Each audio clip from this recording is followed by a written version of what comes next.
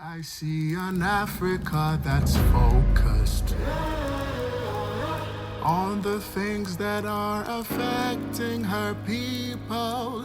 I see Africa going global, making her mark on the world stage. I see Africa's innovation, showing excellence in all she does.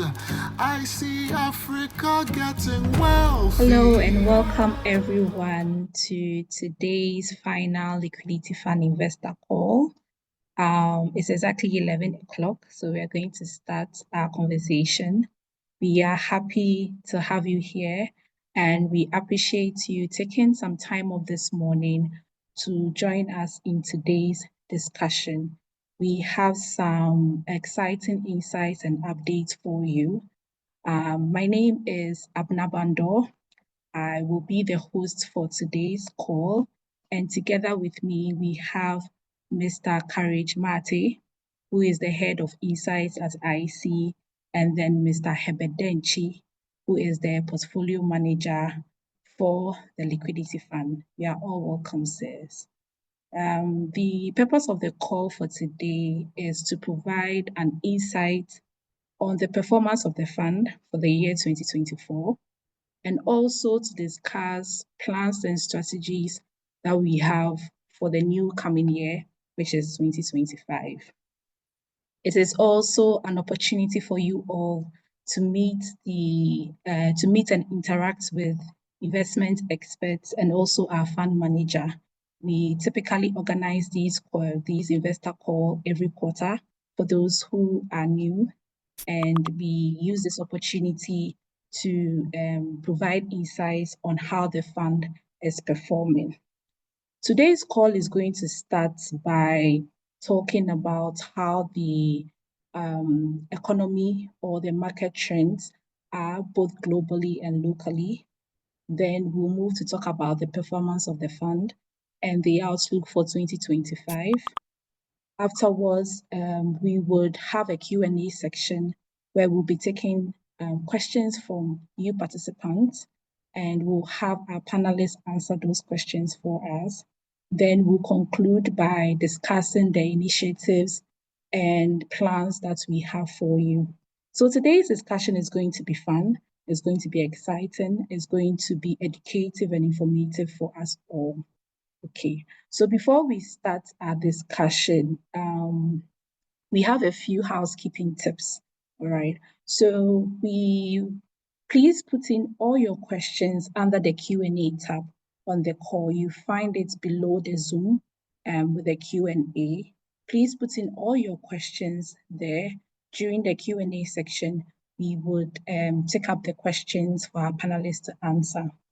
We have also provided a Google form link for you. So if you have any questions, concern, inquiries regarding your individual account, we will encourage you to please put them and provide your account details on the Google form so that we can address them individually after the call, all right? So we would jump straight into today's conversation. And to start, we have our seasoned economist who is in the person of Mr. Courage Mate. He is the head of Insights, and he is going to take us through the market and economic trends in Ghana. Over to you, Mr. Courage. Yes, thank you very much, Abina, and good morning to everyone, our cherished clients on the call. Can you please confirm that you can see my slides? Yes, we can see your slides. All right, great. So I'll just display it and we zoom into the discussion.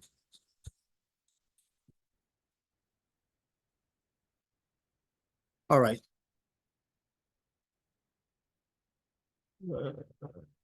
Okay, great.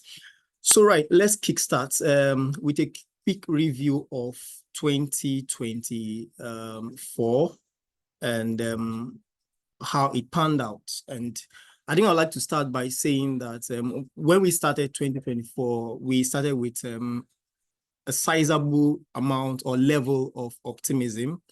And this, our optimistic view on 2024 was anchored or hinged on the start of the IMF program somewhere middle of last year, 2023. And after the start of the IMF program, we saw some very good complementarity or complementary government policies and the central bank policies, which reduced the price pressures, reduced exchange rate pressures, and allowed favorable base effects to reduce or cause a decline in inflation. And on the back of this improvement in the policy environment since the IMF program started, and the impact we saw on exchange rates, inflation, and the hope we had on interest rate declining on the back of that, we started 2024 with that level of optimism. Also because the external market, particularly in the US market, the US Central Bank, what we call the US Federal Reserves, also signaled that this year they expect to start cutting interest rates. And the dollar also gave way. And so we thought that with that supportive external backdrop as well, the domestic macroeconomic environment should also become conducive and favorable. But this optimism, I wouldn't say vanished, but reduced significantly very quickly in the course of 2024 because the CD, the leading indicator, all went south. I mean, significantly, we saw a sharp depreciation of the local currency, especially in the first half of the year, largely because the volume of CD supply on the market, on the interbank market, in the financial system was quite high. Understandably, the local market, especially the T-bills market, is the only option that the government had to finance the budget deficit. And so the authorities try to make the domestic market conducive so that we have enough CD supply or liquidity to allow government to issue its T-bills to be able to fund the budget deficit. But the opposite of that, or the negative aspect, unintended consequence of that, is that there was too much CDs chasing few forex or dollars on the foreign exchange market. And so the CD gave way. We also noticed that the Treasury also, or the government also, started paying aggressively some contractors whose due had been outstanding for a while. And so that also increased the level of liquidity on the market. Additionally, the central bank also had to accumulate or build the reserves of foreign currency they have.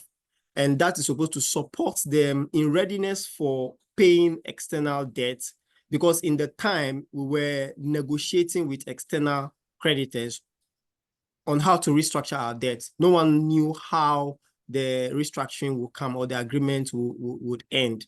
And the IMF also gave the Bank of Ghana a target to build reserve to a certain level by a certain amount. And so all that in the first half of the year weighed on the CD because we didn't get enough support from the central bank in terms of supply of forex or foreign currency on the market. And so that played against the local currency. In addition to an eye on the elections to come later this year, that was also driving,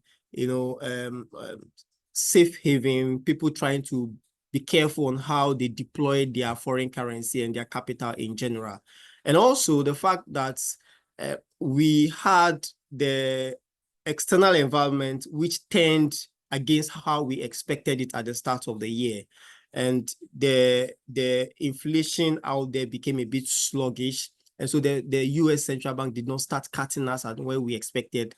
The dollar became stronger than we expected. Later this year also, we saw the US election bringing back the former president, Donald Trump. And then there is also this expectation of his policies being inflationary and all those stuff. So overall, the domestic conditions and the external market conditions did not favor currency stability. But that was the first half of the year where the local currency lost about 22%.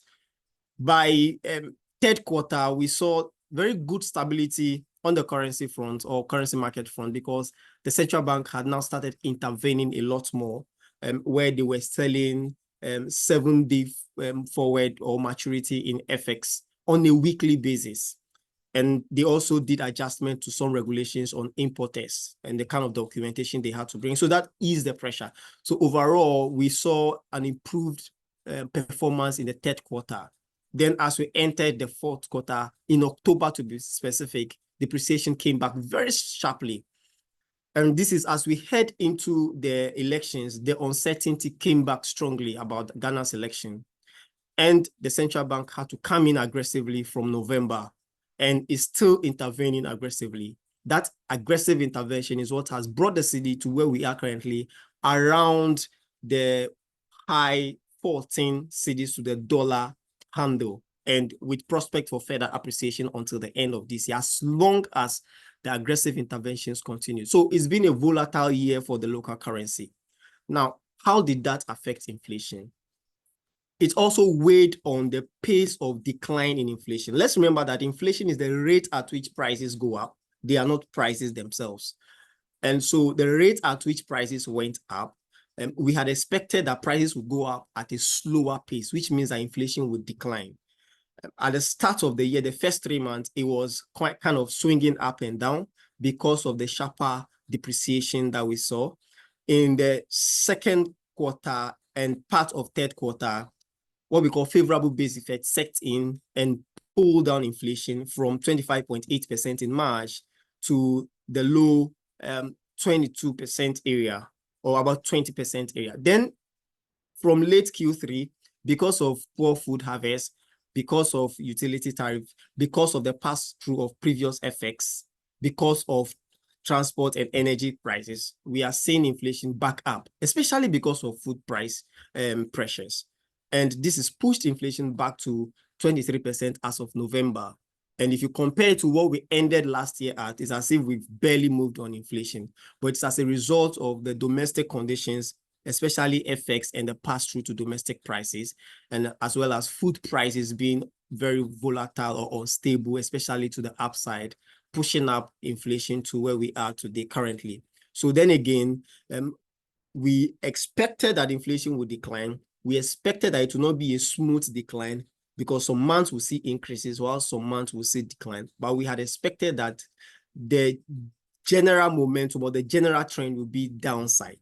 But it appears it is a bit sluggish. It is more sluggish actually than we expected. And so because of this sluggish disinflation, because of the slow pace of reduction in inflation, if at all, if any at all, what we've also seen on the interest rate front is that interest rate initially started the year with a decline, but has so far started increasing on T-bills. Now, beside the driver being inflation and FX pressure, there's also the issue of the Treasury needing a lot more financing from the Treasury market, because previous T-bills that they accepted when cedi supply was high and people were demanding a lot of T-bills at the start of the year were maturing. 91 day, 3 months will come quickly, 6 months will come quickly, and you have to refinance, or what we call roll them over. And to roll them over in a rising inflation environment, people would demand higher interest rates. And you need that money to be able to roll over their maturities. And so government will also have to accept the higher interest rates. And that is driving up interest rates as we've seen so far on the market. So essentially, this is about a wrap of how 2024 has panned out. 2025, what do we envisage? Generally, we envisage a more improved macro conditions and outlook. And there are a number of reasons why. But then again, we also are seeing a number of uncertainty in the outlook. And so we will go into detail one by one, beginning on the exchange rate front, where we believe that on the exchange rate front, this is where we are less convinced about a sharp improvement on the FX front, because first of all, if you look at the sharp appreciation or the gain that the cedi is making currently, it is on the back of aggressive support or sale of foreign currency into the market by the central bank. Now, when we go into 2025, where the central bank is selling an average of $50 or more million a day on the market. Can this continue throughout 2025, given the level of foreign currency reserves we have? The answer is no. With an IMF program where the IMF typically will favor a flexible exchange rate regime, less or constrained intervention or sale of FX by the central banks, would the IMF allow this level of intervention to continue? Again, the answer seems like a no. And so once you see a situation where the central bank starts to slow down the level of interventions or supports or sale of FX on the market, our view is that the exchange rate will start to reverse or likely start to reverse upwards. And that is where depreciation will start to mount again. And there is also the point that they need to start building up reserves again aggressively, because 2025 is like a strategic year for the Ghanaian government where they have to prepare for upcoming external debt service from 2026, which is quite high. So for instance, from 2026, the Eurobond debt service alone is about $1.4 billion. And it stays above $1 billion way into 2029 thereabout. So the government or the Bank of Ghana, we expect, will have their sight on that and build reserves more aggressively and reduce the level of interventions. And that would mean the city will have to record some pressure or depreciation pressure. On the external front, the US president-elect now, once he comes into office, the expectation is that his policies would likely be inflationary. Now, when US inflation is expected to be high, what happens is that the US central bank would not have sufficient room to reduce US interest rates. Once US interest rates are not reduced, dollar-denominated securities, especially in a safer economy like the US, are more attractive. And so you don't get a lot of foreign portfolio investors bringing their forex into local market like ours, which is more risky.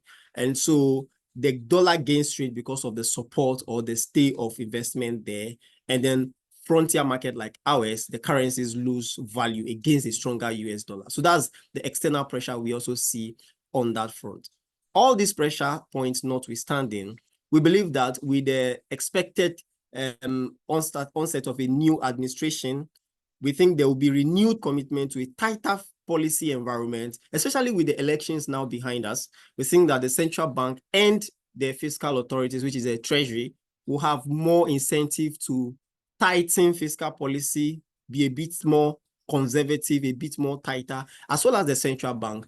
We expect a more liquidity tightening or cedi supply tightening, and that will ease the pressure on the Ghanaian cedi going forward.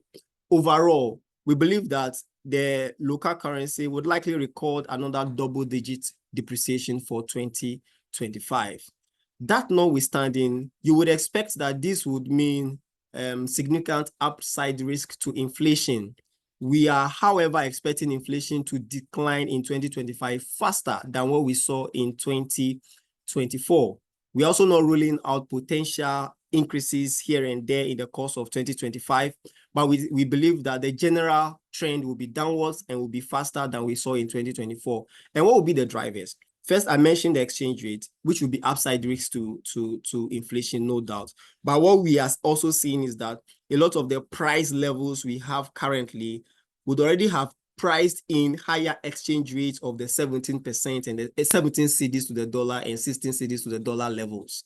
And so when the currency recovers back, or if the currency recovers back to those levels, the implication of that for prices should be very contained. So we don't expect that impact to be significant from the FX segment.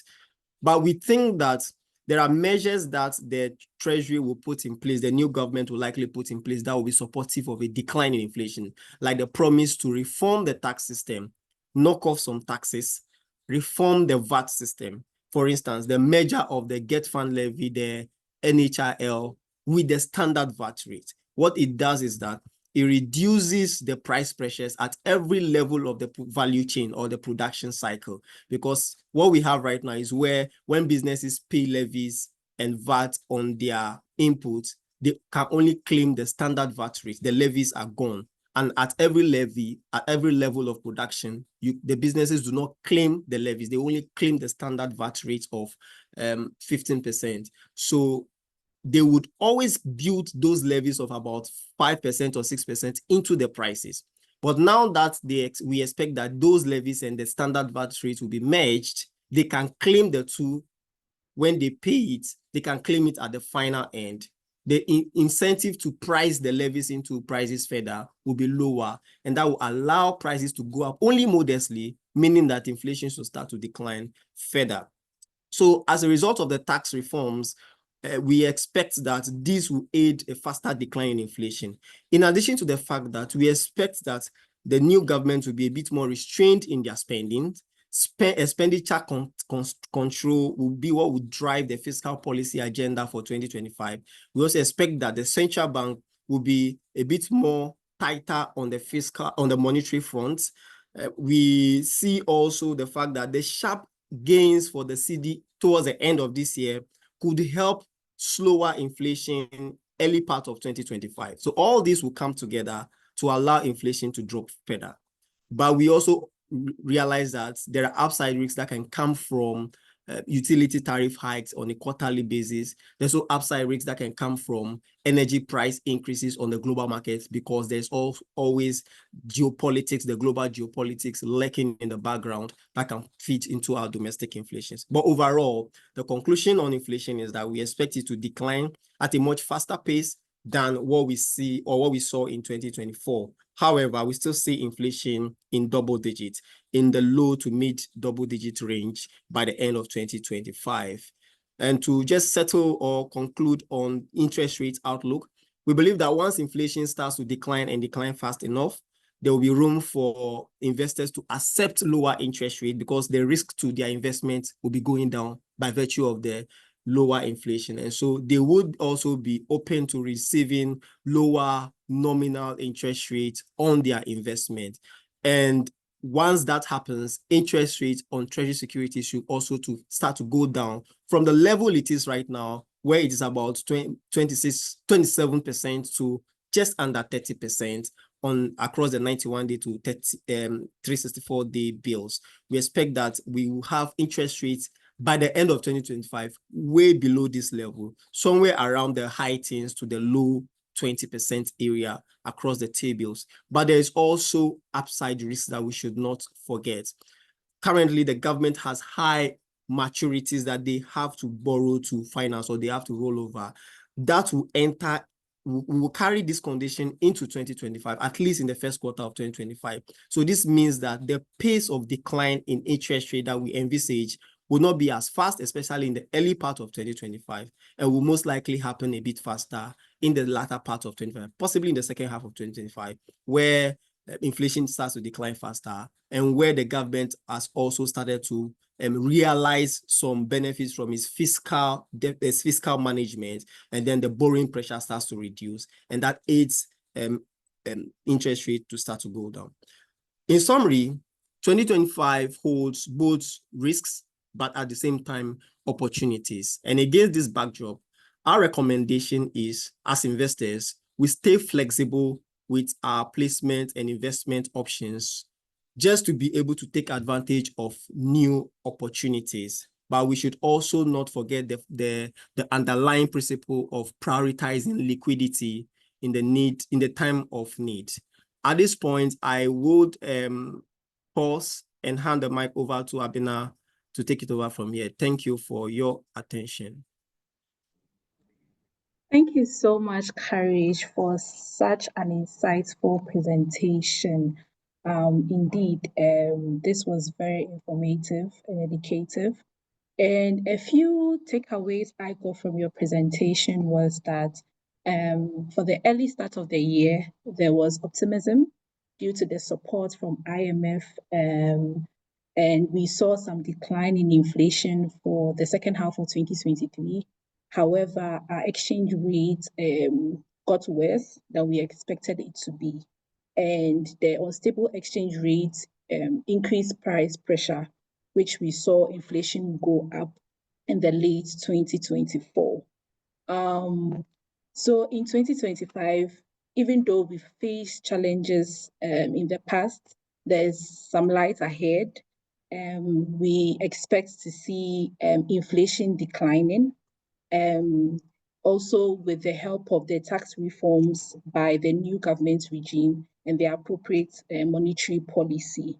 We should also stay flexible and also prioritize liquidity in 2025 so that we can take advantage of the new opportunities that it comes with.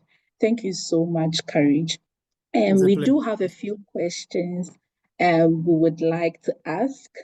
So the first question that I would like to pose is for 2025, are we to expect a contractionary or an expansionary economy under the new regime? Okay, so thanks for that question. And I think I'll start by defining what we mean by contractionary and expansionary economy. Now, a contractionary economy is an economy that is shrinking, that is declining. And an expansionary economy is an economy that is growing, expanding, you know. And so the straight answer to that is that we don't expect an economy that will shrink. We rather expect an economy that will grow. And yeah, I can understand the basis for the question, the fact that we expect the new government to squeeze fiscal policy or tighten fiscal policy, which one could say is a contractionary or shrinking fiscal policy. However, they are making up for that with some tax reliefs to the private sector, which should also ease the constraints on the private sector and then allow them capital to plow back into their business or for investment purposes. And so the net effect of this in our mind is that the economy should continue to grow in 2025, especially given the fact that there are sectors that benefit from more stable prices, sectors like manufacturing, where consumer confidence and business investment tends to grow. And so sectors like this, manufacturing, construction, would benefit from more stable prices.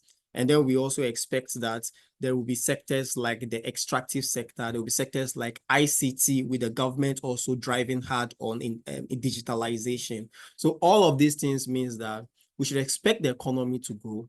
It has already started growing from 2024 numbers, better than most of us had anticipated, if not all of us. And we expect that the strong momentum of growth should continue in 2025. Right, thank you so much for the answer. We have some questions in the Q&A, which I'll be reading it out for you to help us with answers. And I'll encourage our participants, if you have questions generally concerning the economy or the presentation Courage just gave us, please put that in the Q&A section so that we can provide answers to you here on the call. So I'll start with a question we have from Sebastian. So he asked two questions. Does retail forex trading have high impact on local currency? And what does higher rates on treasury bills mean for consumers and investors? Right. So the first question is, does retail forex trading have impact on the foreign currency or the exchange rates, I imagine? Yes, it does. And the reason is that at the retail level, it is less, how would I put it now? It is a less sophisticated segment of the market. It is a market that is more sentimental, for want of a better word. It is a market that is more knee-jerk in reaction. And so once you see a shock to the currency, you likely will see the retail segment moving very fast. And it is a segment of the market where the speculation or speculative trading is higher, unlike the institutional segment of the foreign exchange market, where they tend to take a longer view. They tend to have a certain agenda for the investment and target.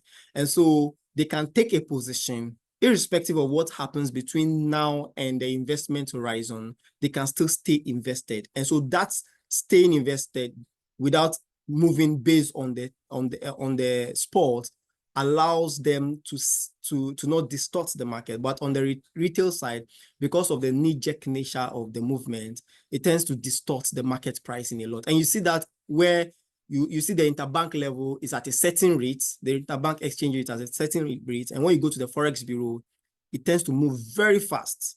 And that is the impact of the retail level transactions on the foreign exchange. I think I missed a second question that I'll be grateful if you can remind me. Yes. So the second question is, what does high rates on treasury bill mean for consumers and investors?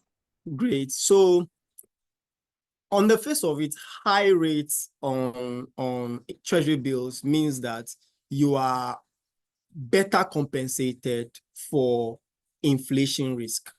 So for instance, today that we have the 91-day T-bill at 27% and inflation at 23%, what it means just on back of the envelope is that if you invest and you earn 27%, when you go to the market, the rate of price increases would have taken off 23% of that return of 27%. So your net gain is 27 minus 23, which is about 4% net gain. So as interest rate rises, your net gain is supposed to improve because it's better compensates for the inflation risk that you face. So that is it on that side. But on the flip side of the coin is that there is somebody who is borrowing at that high interest rate. So why is it a gain to you, the investor? It is a cost to you, to the borrower. And if the borrower gets to a point where it is unable to pay, then there is a risk to the investor, because then what you had thought you would get back in the form of gain as well as the capital may be at risk. So rising interest rates continuously does not necessarily mean good news. We need to strike a balance between the gains on investment versus the risk of default on the investment.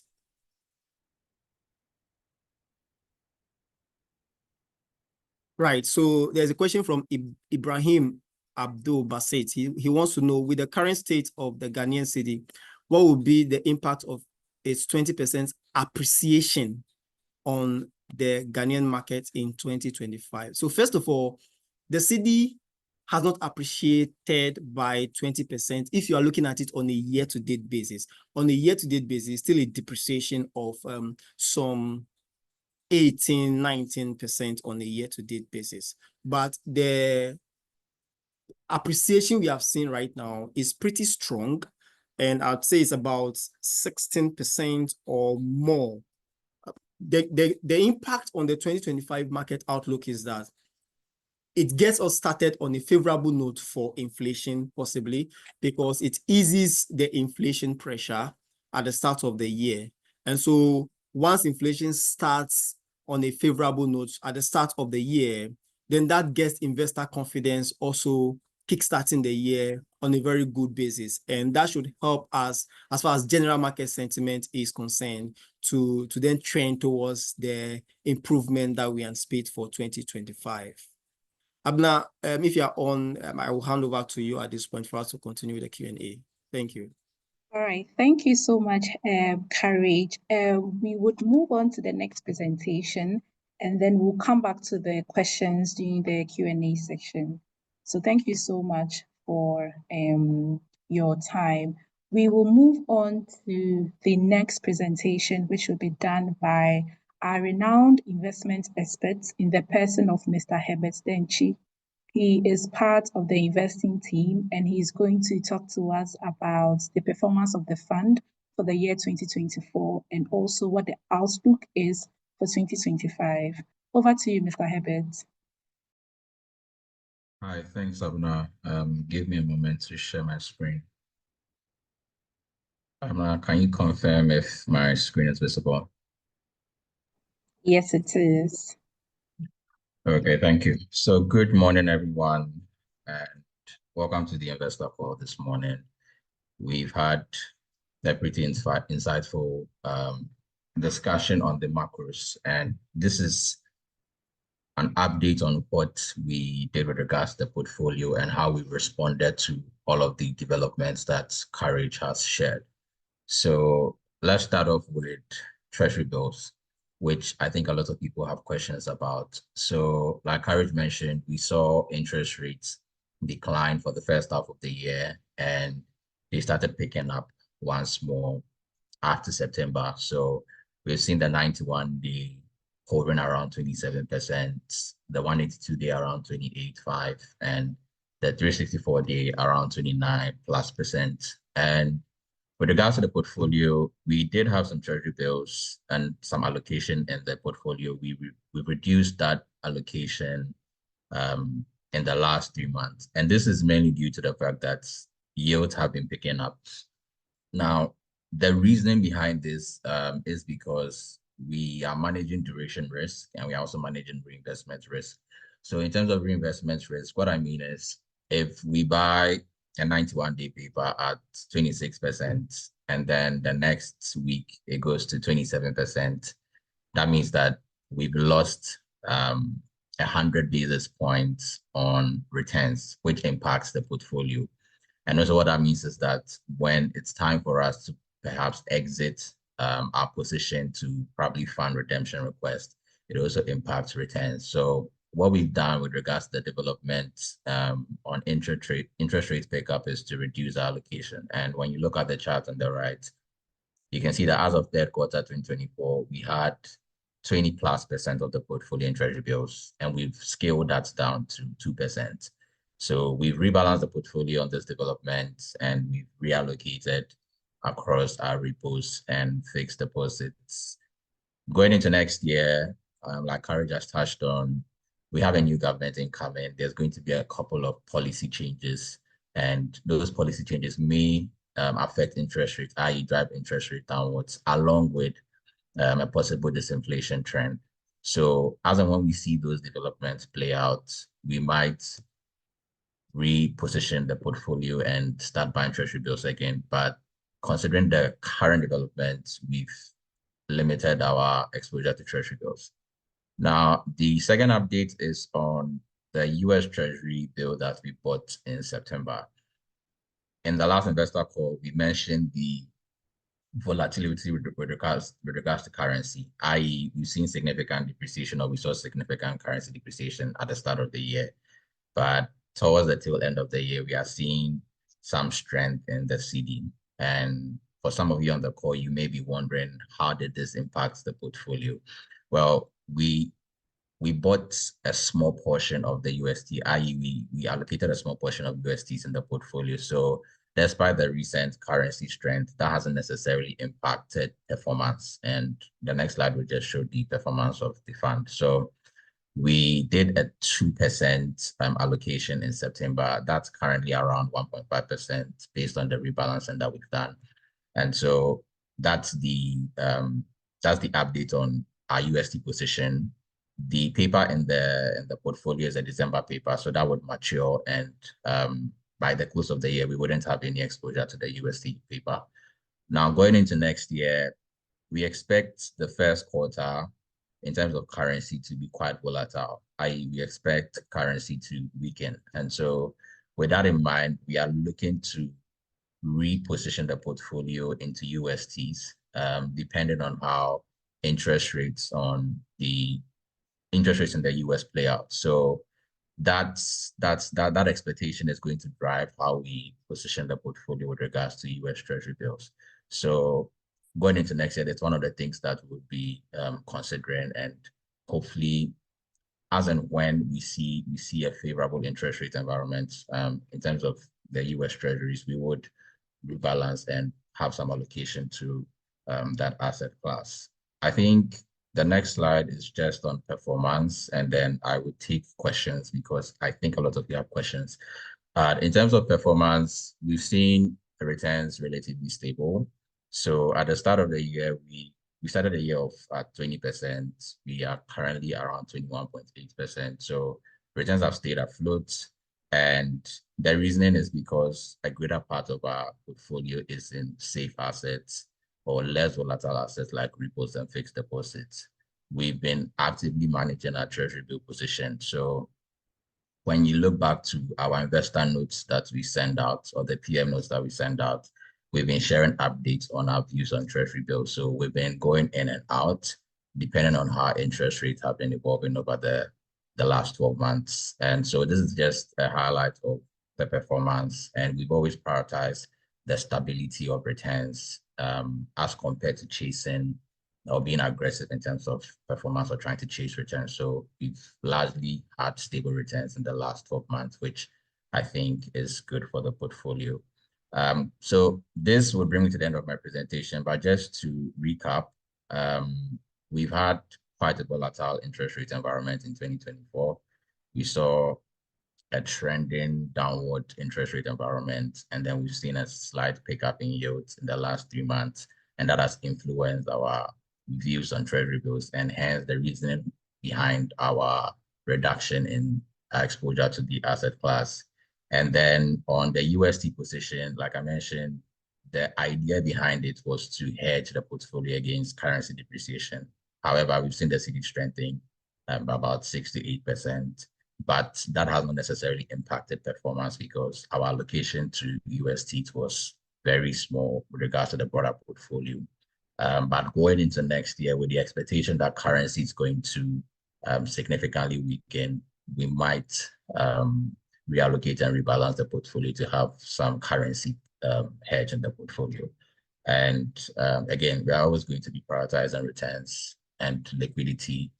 So we are always going to prioritize on liquidity and balancing that with returns on the portfolio. So that is the update on the portfolio. And if there are any questions, I would take them. Thank you.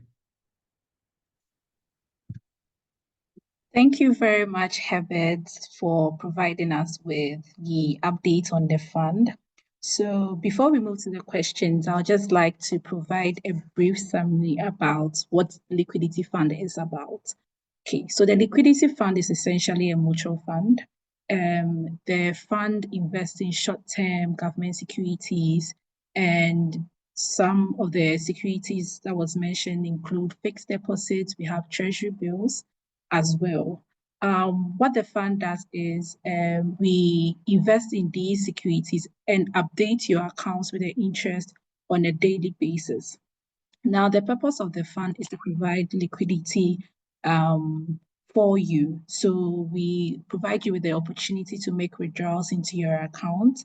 We process the withdrawals within 1 business day. So you can look at it like a bank account that generates interest for you. So if you have any funds lying there doing nothing for you, it would be good to invest the funds in IC Liquidity Fund to generate a little bit of interest for you. So essentially, that's how the Liquidity Fund works. And for Herbert, I would pose this question to you. You mentioned a few terms. We had UST, yields, repos. If you could please give us or explain these terms to us for a better understanding. Thank you.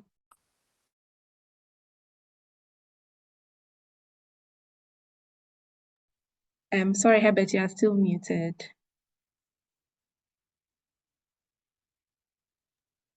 Sorry, I hope I'm clear now. Yes, you are. Okay, so UST, that's US Treasury bill. It's the treasury bills issued by the United States. So that's essentially what it means. Yields are the interest rates and on a specific asset class. So when I say yields on treasury bills, I mean the returns that you can make when you buy a treasury bill. So if you have a yield of 25% on a 91-day treasury bill, it means that when you buy the 91-day treasury bill, you should expect to earn 25%, obviously on an annualized basis. And then for repos, these are short-term instruments. So the idea is to buy and sell something. So a good example is, let's say I have some cash with me, let's say 1 million cedis. I would give that cash to a bank, and then the bank would give me securities in my portfolio. And then after a certain period of time, I will sell back those securities to the bank, and then the bank gives me back my cash, but with a little bit of interest. So those are the repos that we have in the portfolio. And the idea of repos is to manage short-term liquidity. So they are typically short-term in nature, between 60 days to as high as 90 days. And that's what we've had in the portfolio. Thank you. All right, thank you very much. I would please encourage you all to put in questions. Any questions you have for Mr. Herbert concerning the liquidity fund, please put them in the Q&A section or the tab on your screen, and then we would ask the question live on the call. For those who also have questions, concerns, or inquiries regarding their personal accounts, please use the Google form link, which will be shared on the call once again, so that we can attend to you promptly. Okay, so Mr. Herbert, we do have a few questions from our participants, and we have one from Mr. Samuel Ama. His question is, with the current attractive rates on treasury bills, how can you convince him to put his money in the IC Liquidity Fund instead of your treasury bill? That's one of the toughest questions I always get on this call. And Mr. Samuel, the simple answer is the idea of the fund is mainly for liquidity. When you want your money in 24 hours, the fund has been structured such that you can always have access to whatever funds you have in the portfolio. Now, when you compare that to treasury bills, if you purchase some treasury bills, at the time that maybe you might need liquidity, depending on market conditions, you may not be able to sell immediately. The second thing is, again, we are fund managers, and we are taking the best decisions in the interest of the fund. Now, we've seen interest rates since September go up week on week. Now, assuming you bought a treasury bill in, let's say, August at 25%, now interest rates are around 27, 28. What that means is that if you want to sell your treasury bill, you would be crystallizing a loss, quote unquote. And that would mean that you get less amount of cash that you invested in the treasury bill as of August. Now, comparing that to the IC Liquidity Fund, where, like I highlighted in the chat, we've seen the stable returns that the fund generates. So you can be rest assured that whatever fund you're investing in the portfolio or in the fund that we're managing, the returns are not going to be fluctuating. And I mean, essentially what you see is what you get. But in taking that decision to perhaps buy treasury bills on your own, you might be facing reinvestment risk where you buy at a yield today, and then in the next 1 or 2 weeks or 3 weeks, the yields significantly go up, and that goes against you and affects the value of your investment.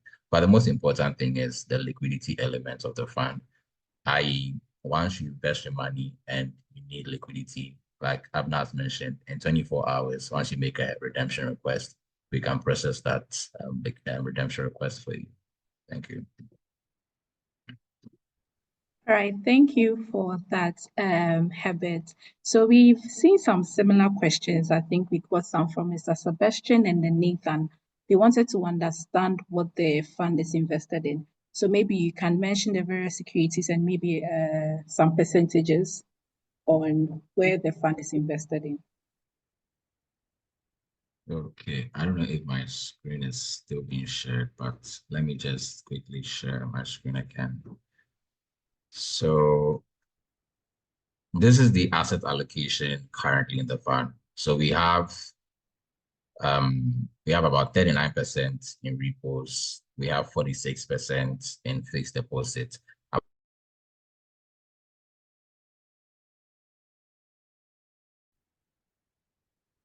I've already explained what repos are. Fixed deposits, short-term placements that we have with banks. So the greater part of the portfolio is in repos and fixed deposits, which makes up about 90% of the portfolio as of today. Now, these repos and fixed deposits are with quality banks. Sorry, these repos and fixed deposits are with quality banks that we've conducted credit quality assessment modules on. So we have ABSA, we have GT, we have UB, Zenith, Republic, GCB Bank. These are some of the banks that currently the assets of the fund are being placed with. So this is the asset allocation we have and where the funds are sitting. So Baida has a question. If my investment performance is less than inflation rates, what should be done? But that is a good question. Currently, inflation is around 23%. The fund is currently returning 21.8%. So there's that gap. Inflation is higher than the returns of the fund. But one of the things that you need to consider is investments obviously are a long-term thing. So you need to also consider the long-term impact of the investments you're making today. So inflation is not always going to be higher, or it's not going to be at least at this high levels. And like Harry just mentioned, we expect a disinflation trend going into next year. And so come next year, inflation might drop significantly, and you could see the fund's performance higher than inflation. So not to pay attention so much to the short-term volatility, but to also consider a long-term view in terms of your investment. So thank you so much, Faida, for that question.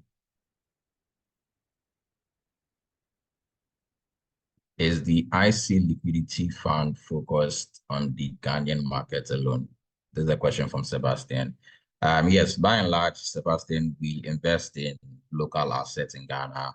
But like I've mentioned, we recently introduced US Treasury bills into the portfolio.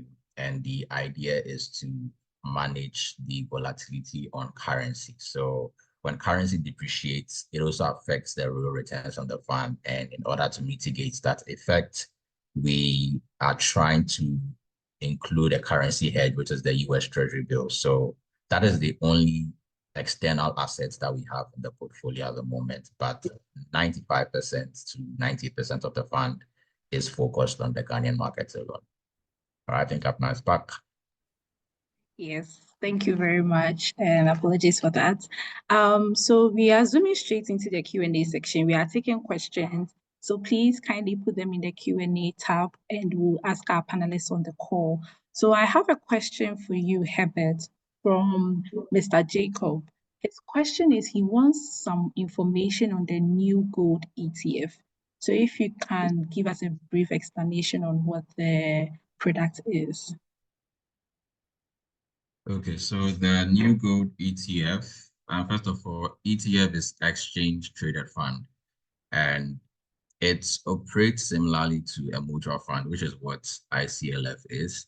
The only difference is an ETF is traded, so you can buy and sell shares of the ETF on the secondary market. Now, the new gold ETF is an ETF that tracks the performance of gold, i.e., as gold goes up in terms of price, the ETF also goes up in terms of price. And when gold goes down in terms of price, the same thing happens. So that is essentially what the new gold ETF is about.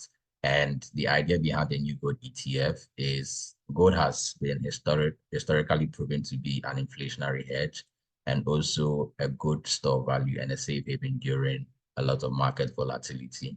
So it's one of the reasons why investors tend to buy gold as an investment or as an asset class. And the ETF, since you can't use your, let me say, 500 cedis to go and buy actual gold, the ETF allows you to have that exposure to gold, where you can buy units or shares in the ETF, and then you are able to have exposure to the gold asset class. And as the price of gold goes up, the performance or the returns on your funds also go up in tandem. So that's what the new gold ETF is about. Thank you so much, Herbert, for the explanation. So you can put in an order to purchase this new gold ETF on the Trade Life. The ticker symbol is GLD. It's part of the listed stocks on the Trade Life page. So if you're interested, you can place an order to purchase one. My next question goes to Courage. So Courage, if you're ready.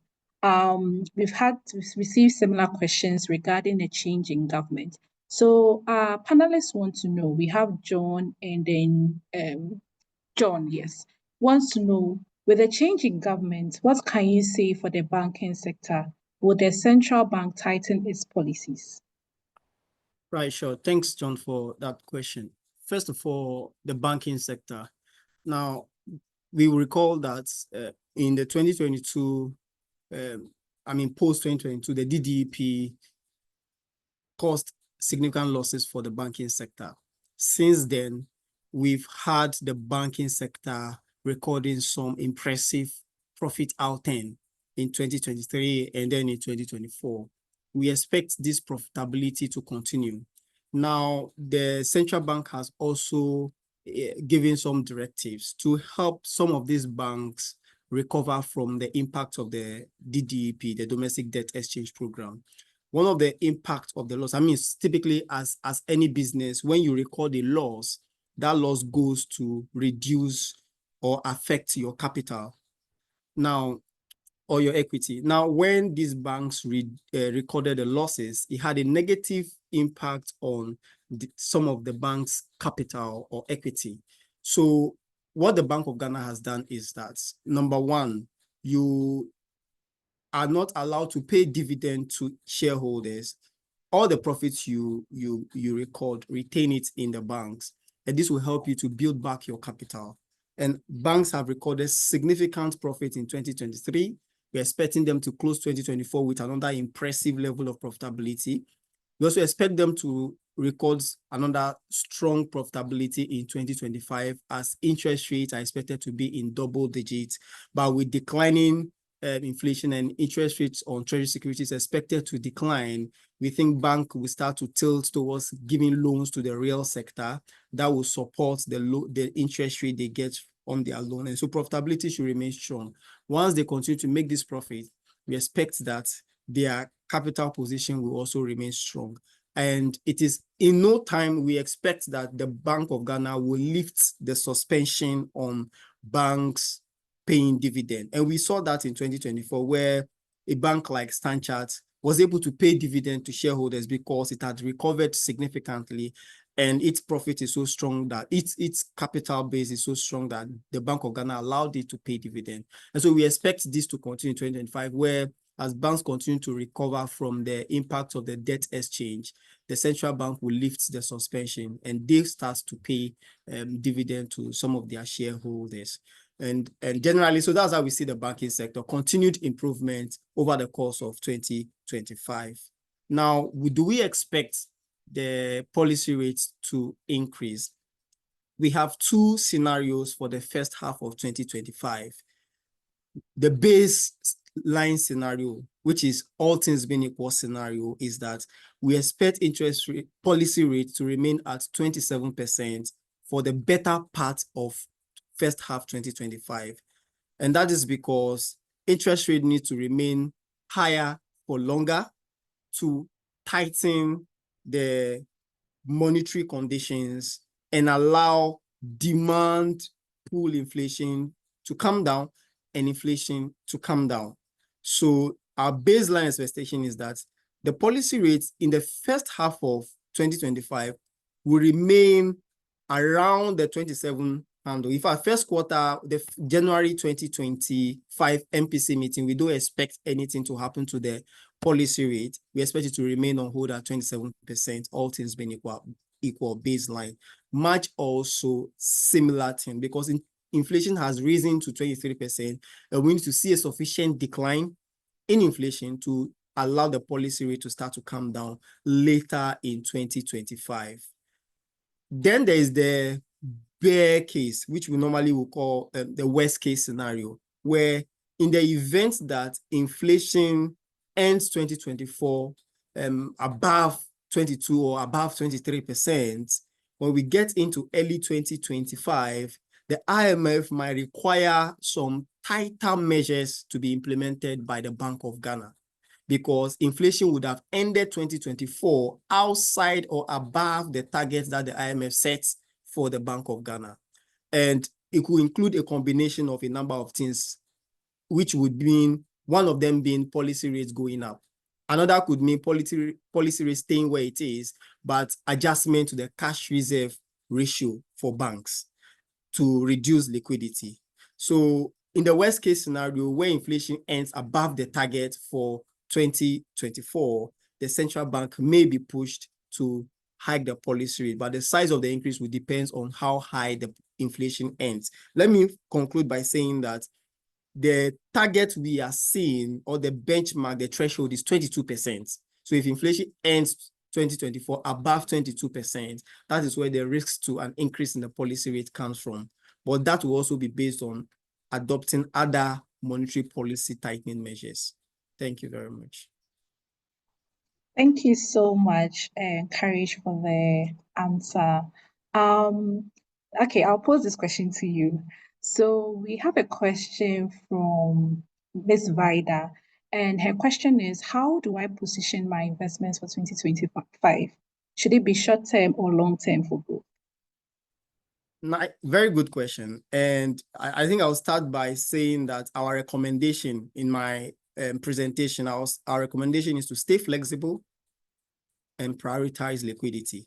Staying flexible allows you to allocate your funds in a way that you have enough to meet your, should I say, regular or routine expenditure. You have enough for your regular investment.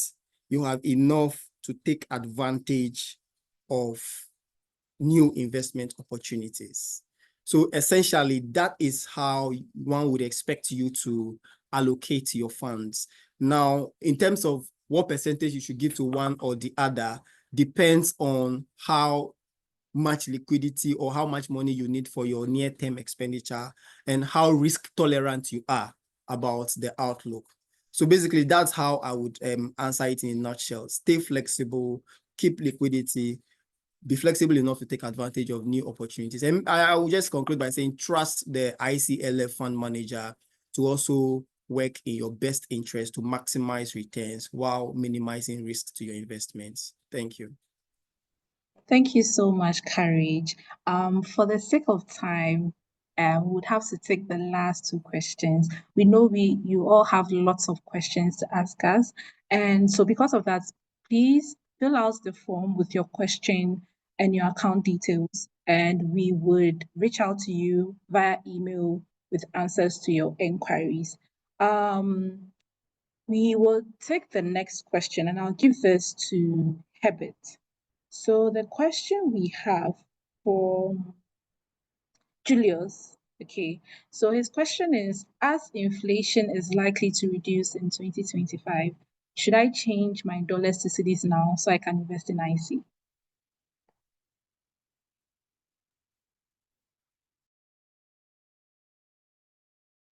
Hi. So I think Courage mentioned that next year we expect the CD to weaken significantly, at least in the first quarter. And just even riding on that assumption, I think it would be ideal to maintain your USD allocation. If by any chance you need some liquidity, then that's the whole point of ICLF. So you can structure your portfolio such that you have a bit of USD, which I think you already have, and then also have some funds in ICLF. So as and when you need liquidity for whatever purposes, you can fall back on ICLF whilst you maintain your USD exposure in your portfolio. All right, thank you so much for that, Herbert. We would have to move on to the next part of our presentation for the sake of time. We see a lot of questions. Our able customer care team are on the call. We'll be answering all the questions for you before the call ends. And you can also complete the form for us so that we can reach out to you. Our contact details, you can reach out to us via email. Our email address is clientservice@ic.africa. And you can also reach out to us on WhatsApp. So we have a WhatsApp only. The number is 055 255 7789. I'll take the WhatsApp number again. It's 055 255 7789. We also have our call number, and the number is 0308 250051. I'll take the number again. It's 030 825 0051. Okay, so we'll move on to the next session of our presentation, and we would like to introduce our mobile app to you. The name of the app is IC Wealth. So we have IC, and the wealth is WEALTH. You can find the mobile app on both Google Play Store and then the App Store. Now, for those who already have access to the app, we would please encourage you to update your app to the latest version. We have a few updates on our app, so we need you to please update it to the latest version. For those who will be downloading the app for the very first time, once you download, you can log in with the same credentials you have on the website, or you can reset your password and then log into your account. On the app, you can make contributions by adding funds via our channels. You have the mobile money and the credit or debit card. You can also make withdrawals on the app. Also on the app, you can place an order for trade life or which is equities, and then you can also request for fixed income. So as IC, we can purchase treasury bills, both the 91 and 182-day bill on the mobile app. So we'll encourage you all to download the app and then use the app for all your transactions. Okay. All too soon, we'll be coming to the end of our call today. We would like to thank you all so much for your time, for joining us. And I believe today's session was very educative and very informative. For all those who have completed the form for us, we will definitely reach out to you via email between today, latest by Friday. We should have gotten back and given you feedback regarding the call. So before we close, I will give our panelists an opportunity to give us their final comments on the economy and also the liquidity fund. So I'll start with you, Mr. Courage. Right. Right. Thank you so much, Abena. And I want to say from the depth of my heart, it's been a very, very enjoyable year with you on our side during the course of 2024. It's been a pleasure to bring you the updates on the market and the macro. And we look forward to doing better and bigger things in 2025 with you and God. Being partners, we are on our way to greater success. So I wish you all very good end of year, Merry Christmas in advance, and a super success in the year to come. Thank you so much for having me, Abna. Thank you, Courage. Over to you, Herbert.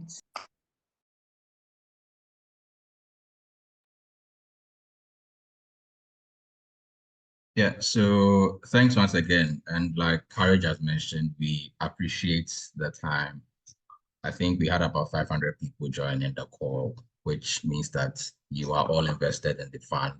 You ask very hard questions, which is good. And that also puts us on our toes. And I just want to wish everyone a Merry Christmas in advance. It's been quite a year, so take some time off, spend it with family, and do something nice for yourself. So thank you so much once again. Cheers.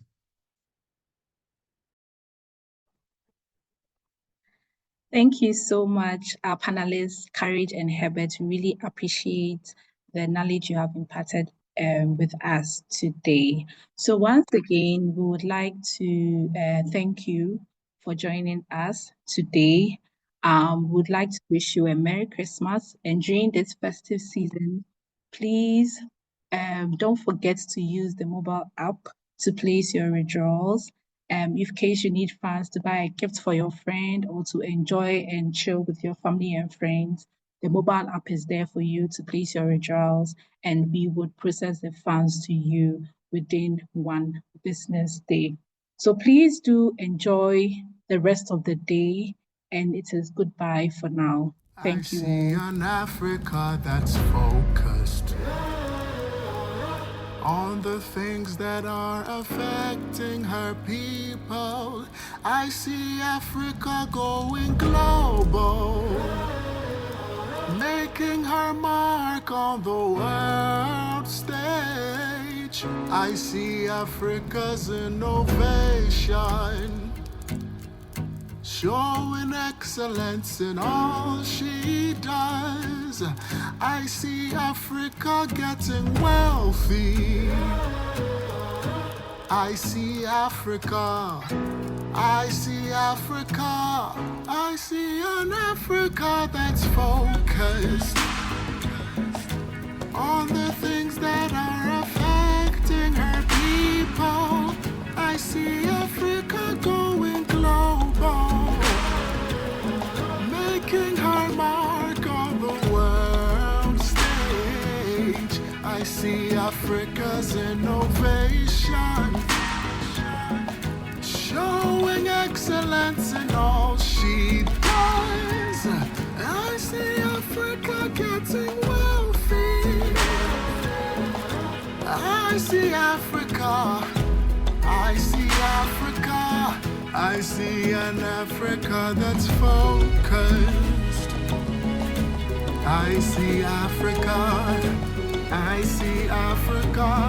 I see an Africa that's global.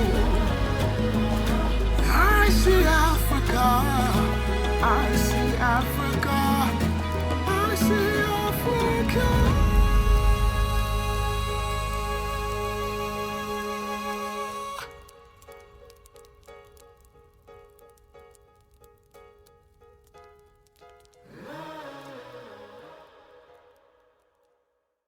Questions from the chat box.